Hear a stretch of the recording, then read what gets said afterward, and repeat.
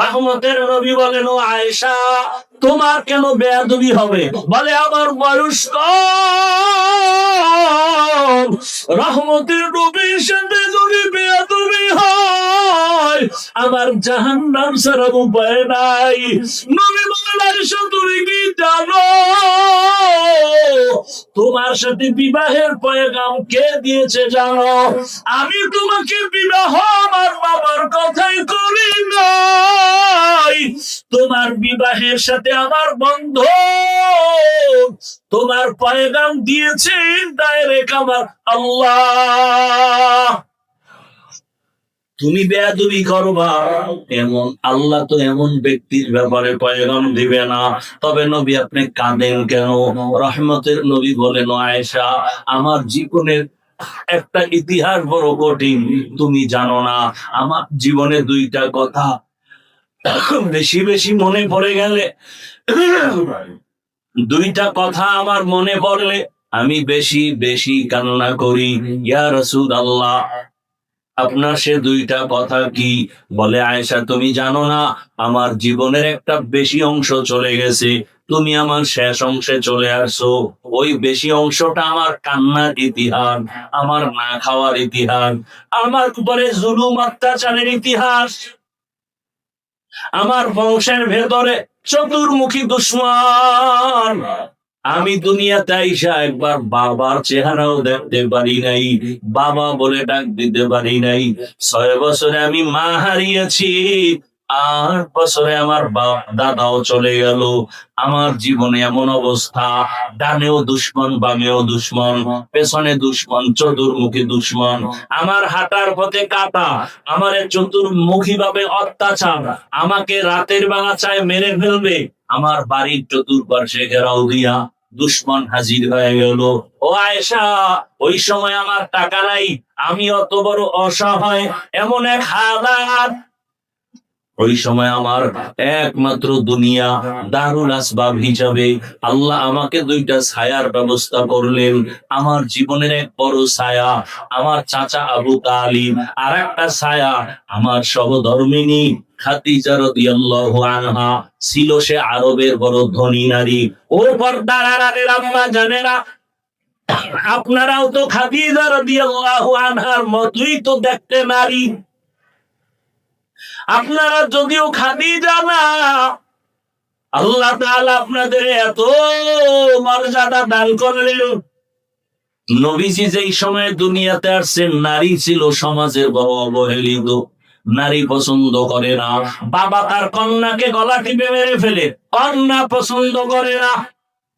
নবী বলেন, ও আয়েশা, আমার ওই কঠিন সময়, আমার অসহায়ত্বের অবস্থার ভিতরে খাদিজা আরবের বড় ধনী সম্পদওয়ালা আমার ঘরে যখন আসছে, 2 স্বামী বিদায়ের পরে আমি একাধিক সন্তানের মা হওয়ার পরে খাদিজা আমার ঘরে আসছে।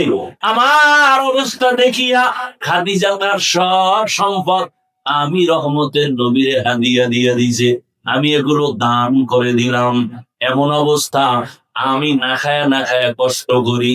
আরে আমাকে ওই আমার বংশের দুশ্মনেরা একটানা 3 বছর শিয়াবে আবু তালিবের মধ্যে গৃহবন্দী করে রাখলো, পাহাড়ের পাদদেশে, পানি দেয় না, খানা দেয় না। এমন এক হালাত আমার জীবনের, আমি গাছের পাতা ছিঁড়ে ছিঁড়ে চাপায় চাপায় খাই, পেটের ক্ষুধা নিবারণ করি। আমার কষ্ট শেয়ার করতে গিয়া আমার বিবি খাদিজা আমার কাছে আইসা সেও পাতা চাবায় খায়। তার টাকা পয়সা থাকার পরেও আমার মুহাব্বতে ঘরে যায় না, এত কষ্টের জীবন কাটাইলো। আমি হেরা গুহার ভেতরে সপ্তাহ ধ্যানে কাটাইতাম, মাঝে মাঝে নাস্তা নিয়ে যাইতাম, মাঝে মাঝে নাস্তা শেষ আমি ঘরে আসি না, আমি আমার মাওলার মুহাব্বতের বন্ধনে সাধনা করি। আমার বিবি খাদিজা মহিলা হইয়া ওই পাহাড় বেয়ে উপরে উঠিয়া আমার হেরা গুহার মধ্যে নাস্তা নিয়ে যাইতো। আমি কালেমার দাওয়াত দিতে যাই, আমি রাতের যত গভীর হোক ঘরের কিনারায় আইসা সালাম দিতাম, আসসালামু আলাইকুম ইয়া আহলাল বাইত। সাথে সাথে ঘরের ভেতর থেকে আওয়াজ, লাব্বাইক ওয়া সা'দাইকা ইয়া রাসূলুল্লাহ। আমি আশ্চর্য হয়ে যাইতাম, ও খাদিজা আপনি কি ঘুমান না? খাদিজা বলেন, ইয়া রাসূলুল্লাহ, আমি জানি আপনার মা নাই, বাবাও নাই, আপনার চতুর্মুখী দুশ্মন। আজকে যদি আপনার মা থাকতেন, আপনাকে বাহিরে রেখে মা ঘুমাইতে পারতেন না। আমি খাদিজা বড় ভাই, দুইজন স্বামী বিদায়ের পরে আপনার ঘরে আসলাম, একাধিক সন্তানের মা হয়ে আসছি, রহমতের নবী।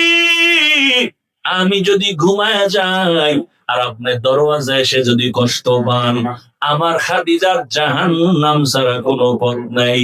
আমি নবী, আপনি যতক্ষণ আসেন না আমি তারা অপেক্ষা করি, 1 সেকেন্ডের জন্য আমি বিছানায় ঘুম যাই না। ও আয়েশা, এত কষ্টের জীবন, ওই খাদিজা আমার চতুর্মুখী সহযোগিতার জন্য দাঁড়ানো, আমার জীবনের সান্ত্বনার একমাত্র পাত্রী খাদিজা। যখন আমার হাতে কেউ কালেমা পড়ে না, ঈমান আনে না, আমার প্রথম ঈমানওয়ালা কালেমাওয়ালা, আমার হাতে প্রথম ব্যক্তি আমার খাদিজা। ওই তাইফের জমিনে কালেমার দাওয়াত দিতে যখন গিয়েছি, ওই তাইফের বেঈমানেরা বাচ্চাদের বলে দিল, মক্কার পাগল আসছে, পাথর মেরে দাঁড়ায়া দাও। মক্কার পাগল বলে যখন আমাকে বাচ্চাগুলো পাথর মারে বৃষ্টির মতো। ও আয়েশা জানো, আমার শরীরে মশা পড়ে না হারাম, মাছি পড়ে না হারাম, কিন্তু তাইফের জমিনে পাথরের আঘাত আমার শরীর থেকে রক্ত পড়ে পড়ে জুতা পর্যন্ত আটকাইয়া গেছে। আমি কান্না করি আর 1 কদম 2 কদম দিয়া মক্কার দিকে হাঁটি, আর ওই কাফের সন্তানগুলো আমার গায়ে পাথর মারে বৃষ্টির মতো।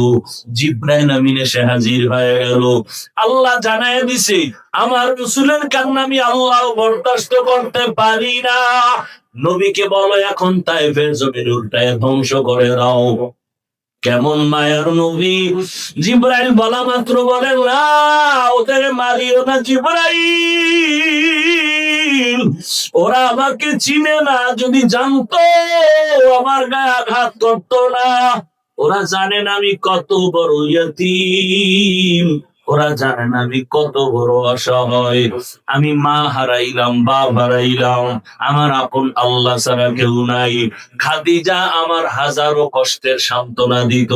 ও আয়েশা, ওই খাদিজার কথা যখন মনে পড়ে আমি তখন চোখের পানি ধরে রাখতে পারি না। আম্মা জান বলেন, আর একটা কারণে কাঁদেন, সেটা কি? রহমতের নবী বলেন, ও আয়েশা, হাসরের মাঠের কথা যখন আমার মনে উঠে আমি চোখের পানি ধরে রাখতে পারি না। আয়েশা বলেন, ইয়া রাসূলুল্লাহ, হাসরের ময়দান এবং ভয়ঙ্কর কি হবে যে আপনি এখনই কান্না করেন? রহমতের নবী বলেন, আয়েশা, হাসরের মাঠ হবে পুরা জমিন, ওই সময় আমার আল্লাহর আদালত কায়েম হবে, নারী পুরুষ সব উলঙ্গ হাসরের মাঠে নাচবে। আম্মা বলেন, লজ্জা কি কেউ করবে না? আল্লাহর নবী বলেন, ও আয়েশা, হাসরের ময়দান এত পরিমাণ কঠিন হবে, কেউ কারো দিকে তাকানোর পর্যন্ত হুঁশ হবে না। সূর্য নিচে চলে আসবে, সূর্যের গরম যখন শুরু হবে জমিনটা মাটি তামা হয়ে যাবে পুড়িয়া। অন্যদিকে জাহান্নামের আওয়াজ, জাহান্নামের চিৎকার ডেকে ডেকে বলবে, ও আল্লাহ, বেনামাজি গুলো কই, গুনাহগার গুলো আমার পেটের মধ্যে দাও। আল্লাহ বলবেন, না, জাহান্নাম অপেক্ষা কর, বিচার শেষ করিয়া নেই। নবী কান্না করে আর বলে, আয়েশা, জাহান্নামের আওয়াজের ভয়ে হাসরের ময়দানটা থরথর করে কেঁপে উঠবে।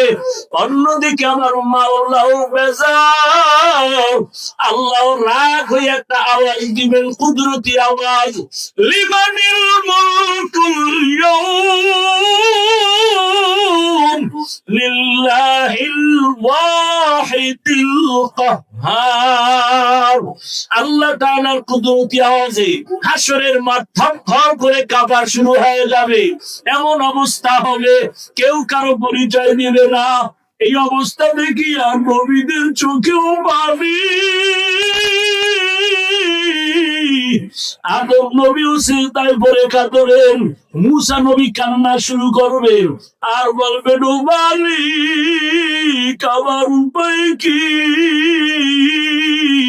সূর্যের গরম, জাহান্নামের গরম, আমার আল্লাহ বড় রাগ।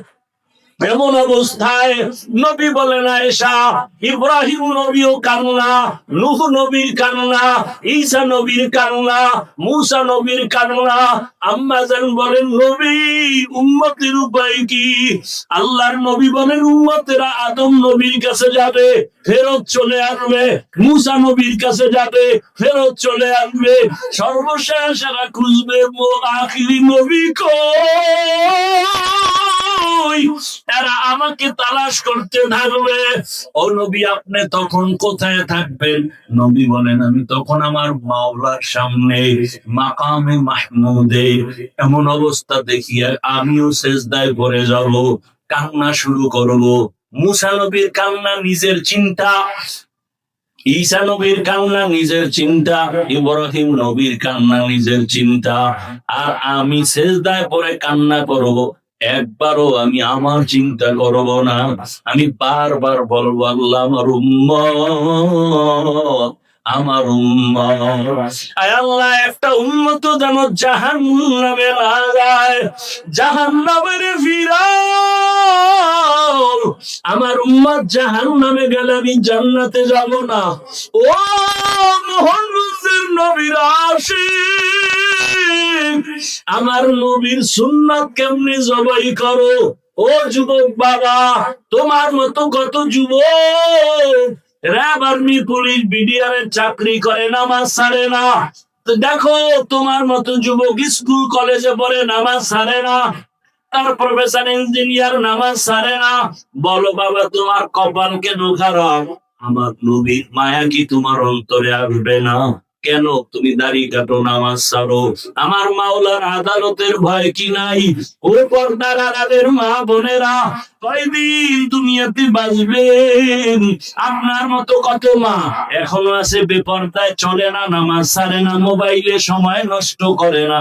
আম্মা জানেরা, বোনেরা, আপনারা কেন পারবেন না? এখনো সময় আছে। আল্লাহর কাছে তওবা করেন, হাসরের ময়দানের ভয় অন্তরে জমা করিয়া আল্লাহকে বলেন মনে মনে, হে আল্লাহ জীবনে কত বেপরদায় চললাম, আজকে থেকে বেপরদায় চলবো না, নামাজ ছাড়বো না, স্বামীর মাল খেয়ানত করবো না, মোবাইলে সময় নষ্ট করবো না। ও যুবক বাবা, পায়ে হাত রেখে বলি, আমার মাওলার কোরআন মিথ্যা মনে করিও না। আল্লাহর আযাব বড় কঠিন, এখনো সময় আছে, তওবা করো। আল্লাহকে বলো, হে আল্লাহ জীবনে কত নামাজ ছাড়লাম, দাড়ি কাটলাম, বেপরদায় চললাম, কত চোখের গুনাহ, হাতের গুনাহ করলাম, আজকে থেকে তওবা করলাম, আর নামাজ ছাড়বো না, দাড়ি কাটবো না, বেপরদায় চলবো না। মা বাবার দোয়া নিয়া, শিক্ষকের দোয়া নিয়া, ওলামায়ে কেরামের পরামর্শ নিয়া, মায়ার নবীর আদর্শ মেনে জীবনটা চালাবো। ও আল্লাহর বান্দারা তওবা করো। মায়ার নবী যদি কাঁদেন, উম্মতের চিন্তায় কাঁদেন। ও নবীর আশিক, আল্লাহর নবী বলেন আয়েশা, আমার কান্না দেখা সাথে সাথে আমার আল্লাহ বলবেন, রহমতের নবী আপনি মাথা উঁচু করেন, আপনি কান্না করিয়েন না, আপনার উম্মত গুলো ধরে ধরে বাছাই করে করে জান্নাতের দিকে নিয়ে যান। আম্মা জানকে নবী বলেন, আমি মাথা উঁচু করিয়া আমার উম্মত গুলো ধরে ধরে জান্নাতের পথের দিকে নেওয়া শুরু করবো। নবীকে প্রশ্ন করে আম্মা জান, ইয়া রাসূলুল্লাহ, কোটি কোটি কোটি মানুষের ভেতরে মুসা নবীর উম্মত, ঈসা নবীর উম্মত, ইব্রাহিম নবীর উম্মত, আপনার উম্মত গুলো কিভাবে চিনবেন? নবী বলেন, আয়েশা, আরে যারা আমার উম্মত আসল দুনিয়াতে 5 ওয়াক্ত নামাজ আদায় করেছে ওযু বানাইয়া, হাসরের ময়দানে ওযুর জায়গাগুলো নূরের আলোতে ঝলমল করতে থাকবে। আমি ধরে ধরে হাউজে কাউসারের কিনারায় নিয়া আমি নিজে পেয়ালা ভরে ভরে আমার মহাব্বতের উম্মতের হাউজে কাউসারের শরবত দিব, আমার উম্মত পান করবে। ও আল্লাহর বান্দারা, ওই হাউজে কাউসারের পানি আমার মায়ার নবীর সুপারিশ যদি পেতে চাও, পায়ে হাত রেখে বললো এখনো সময় আছে, তওবা করো। ওরে জীবনের শখ মিটাইয়া, গুনাহ তো কম করো নাই, নামাজ তো কম ছাড়ো নাই, দাড়ি তো কম কাটো নাই, বেপরদায় আড্ডা তো কম দাও নাই, আর কত দেখো না, লাশ আর লাশ, পানির নিচে যুবকের লাশ, ঘরের বিছানায় যুবকের লাশ, গাড়ির নিচে যুবকের লাশ। তওবা করো খাঁটি অন্তরে, আর জীবন চলে গেল, নামাজ ছাড়বা না, বেপরদায় চলবা না, মা বাবার দোয়া নিয়া, ওলামায়ে কেরাম শিক্ষকদের পরামর্শ দোয়া নিয়া নবীর তরিকা মেনে চলবা। তওবা করার মতো যদি নিয়ত হয়, মুনাফিকি অন্তরে যদি না থাকে, খাঁটি তওবার নিয়ত যাদের আছে, দুটো হাত আল্লাহকে দেখাইয়া দাও। আয় আল্লাহ, হাতগুলো কবুল করে নেন, তওবা কবুল করে নেন, তওবার উপরে মজবুত হইয়া চলার মতো তৌফিক দান করেন, আমিন। আলহামদুলিল্লাহ।